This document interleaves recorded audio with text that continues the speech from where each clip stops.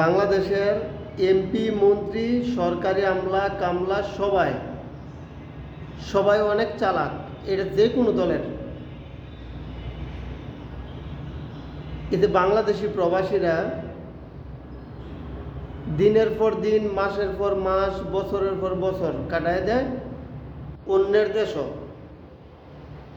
নিজের দেশ ভালো থাকার লাগিয়া, নিজের দেশের মানুষ এবং আত্মীয় স্বজন। প্রবাসীরা চায় আমার দেশ, দেশের মানুষ সবাই ভালো থাকুক, আমরা দূরে কষ্ট করি, তাতেও কোনো আফসোস নাই। এত কিছুর পরেও সরকার প্রবাসীদের জন্য কী করছে?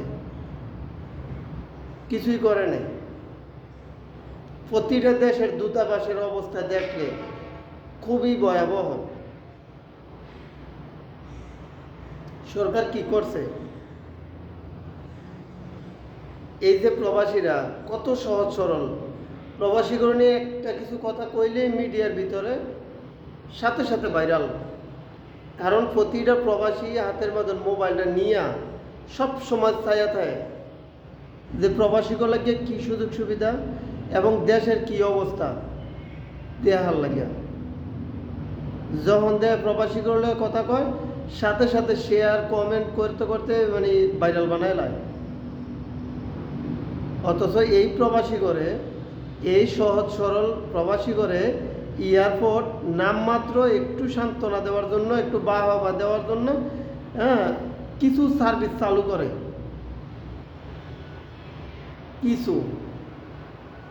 আরে প্রবাসীরা তো আরও বেশি উৎসাহিত হইতো, আরও বেশি খুশি হইতো, আরও বেশি মানুষ বিদেশে গিয়ে কাজ করতো।